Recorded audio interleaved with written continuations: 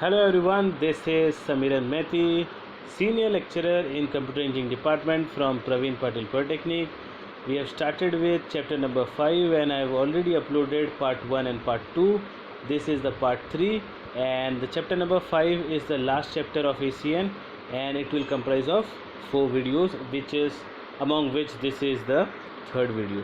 So starting with trivial file transfer protocol, this has become outdated because it has some disadvantages associated with it. So it is a single protocol used for transferring files. It uses UDP protocol and it is used to read and write files from a remote server. It provides no authentication and security, which makes it dangerous for use over the internet. It is useful where a small amount of memory and small processing power is required, and data transfer through this protocol is usually initiated through port number 69. It is a factual data.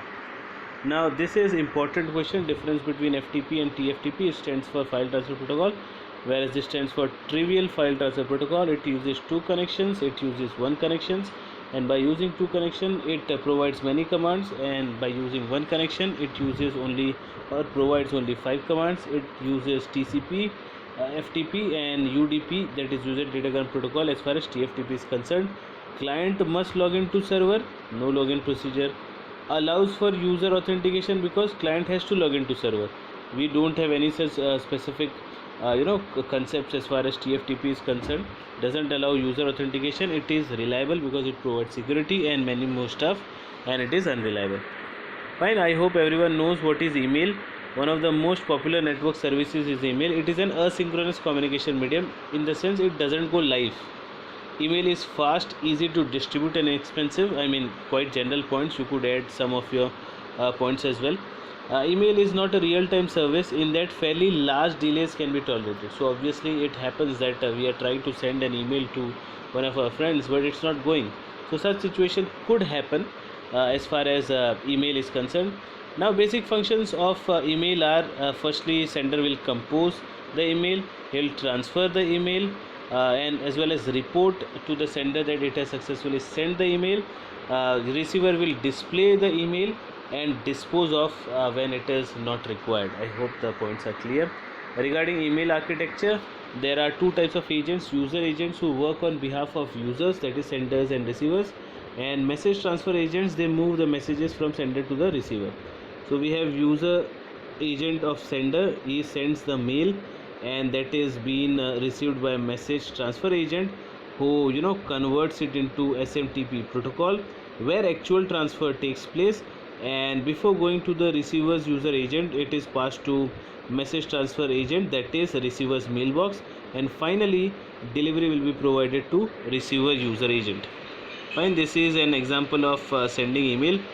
We have envelope sender and receiver side, and from and to date, subject and so on. Define sender and receiver data subject, and body will consist of actual data.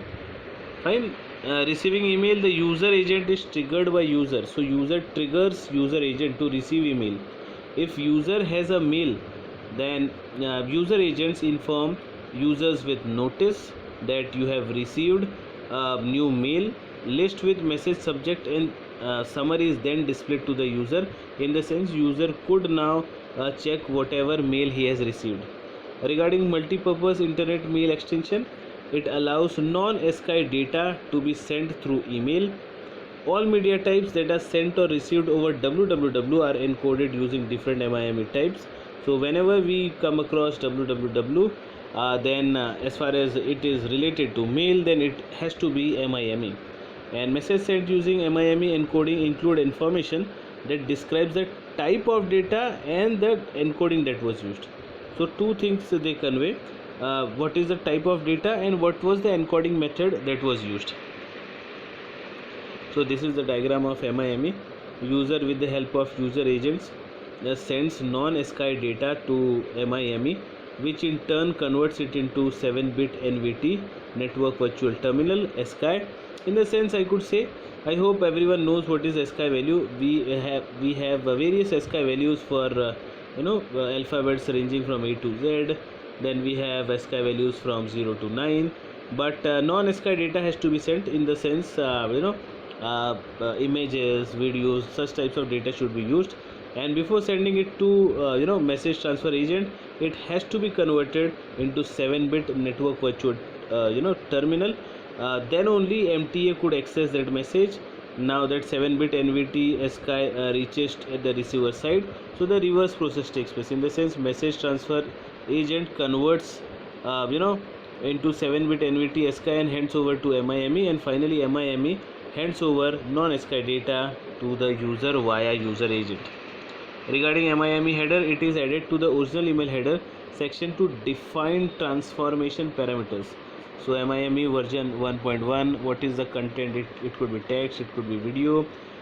Content transfer encoding, method used for encoding as well as decoding. Content ID, there could be many mails coming up with the help of MIME, so content ID should be provided to make sure that everything goes fine. And content description, in the sense body of image, video, etc. Regarding simple mail transfer protocol, it is a protocol that defines message transfer agent, client and server in internet. It is an application layer protocol. This point is really important. It transfers message from sender's mail server to receiver's mail server. Fine. So it do not send directly to from sender to receiver. Instead, it sends to sender's mail server, which in turn will pass on the mail to sender, and so on. SMTP interacts with local mail systems and not users. It uses port number 25. Email is temporarily stored on the local and eventually directly to receiving server. So in the sense, they do not send the mail directly to the receiver. Instead, it will be stored locally and then finally it will be transferred, and it uses simple ASCII protocol. So this is the diagram of SMTP. Sender has its sender mail server, which is connected to internet, as well as receiver's mail server, which on receiving the packet will send it to receiver. And for sending we use SMTP, and for receiving we use POP, that is Post Office Protocol version 3, and Internet Mail Access Protocol. What are these things? We could see in the coming slides. Command and response. SMTP uses commands and response to transfer message between message transfer agent client and message transfer agent server. So you could see in the diagram. These are some of the commands used by this protocol. Hello used by client to identify itself. Mail from is nothing but at sender. Receive to is nothing but receiver. Data in the sense body part, that is actual message. Quit in the sense terminate the message. Reset the connection. Verify the add of recipient, as well as help in the form of mail. So let us understand with this with an example. So Alice uses user agents to compose message. User agents in the sense, for example, Gmail will be used to compose a message and send it to, for example, Bob. Now Alice user agent sends message to her mail server, message placed in mail queue. I hope the point is clear. Alice won't send the packet directly to Bob. Instead, it will send the message to her mail server, and that data will be collected by receiver's mail server, which in turn will be provided with the required data. Fine. A client side of SMTP opens TCP connection. Now here TCP connection is used. This is again an important point. Bob invokes his user agent to read message. How does he invokes? By notification that you have received one new mail, sort of like that. So if you could see, Alice has user agent along with mail server, and receiver side also same thing, and finally a user Bob gets the required mail. So Post Office Protocol version 3 is used to transfer email messages from mail server to mail client server. So it transfer emails from mail server to mail client software. Fine. And POP3 begins when the user agent opens a TCP connection, and the port number they use is 110. And after TCP connection, 3 phases are there: authorization, transaction, and update. In authorization phase, user agent sends a username and a password to authenticate the user downloading the mail. So user ID and password has to be generated by the receiver, then only they could access the mail. In transaction phase, the user agent retrieves messages. In this phase, user agent can also mark messages for deletion, removal, and so on. I hope the point is clear. In update phase, it occurs after the client has issued the quit command ending the POP3 session. तो ये कब होता है? जब client ने quit button या command दबा दिया हो, and that ends with POP3 session. So it has two modes, delete and keep. In delete, mail is deleted from the mailbox after each retrieval. जैसे ही हमने पढ़ लिया वो अपने आप delete हो जाएगा. Keep mode in the sense mail remains in the mailbox after retrieval. This is keep mode is mostly used by users. So this is an example of POP3. User will communicate with mail server. Remember this thing as far as POP is concerned. A login name and okay, password okay. He'll send list of mails, email number with size, fine, and email number with size will be sent by server to client. And finally download one, and download one in the sense new email will be provided to user computer, and such things could take place, right? So I hope the point is clear. Now you are supposed to in case of doubts, you are supposed to post your doubt on the comment box of the link shared. So it doesn't allow users to organize mail on server. Organization is poor. No separate folders on servers, again confusing aspect. No partial checking content of mail before downloading. So it could have bug, it could have virus, but no such things happens. So this is the limitation of a POP, right? IMAP is more powerful and more complex. IMAP is similar to SMTP. IMAP allows users to store their email on remote servers.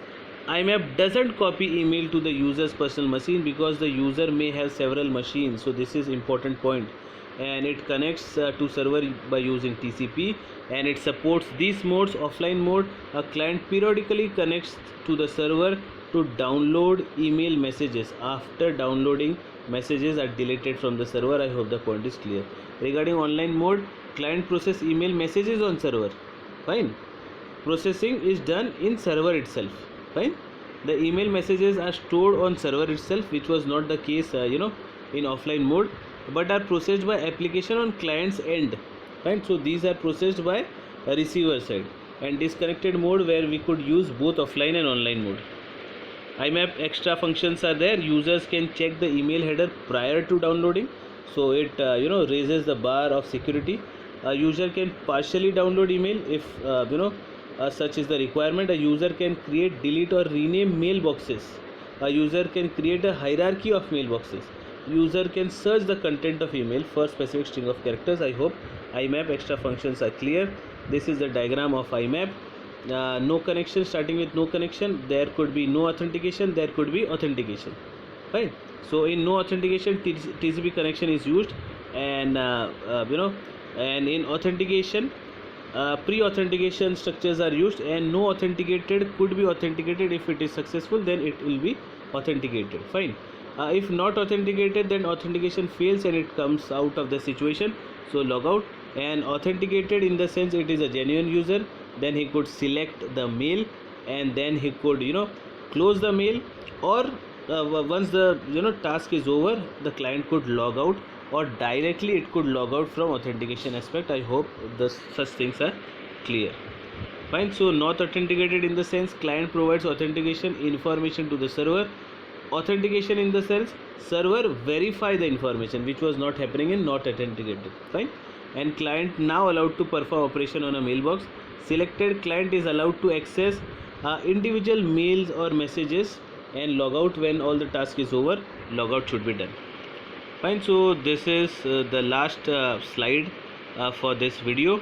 So difference between POP3 and IMAP 4, it uses RFC 1939 and it uses RFC 2060.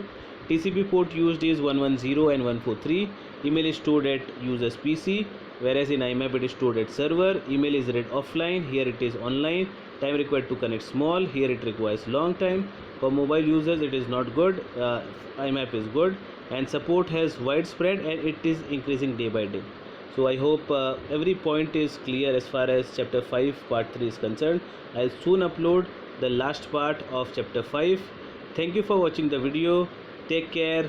Bye.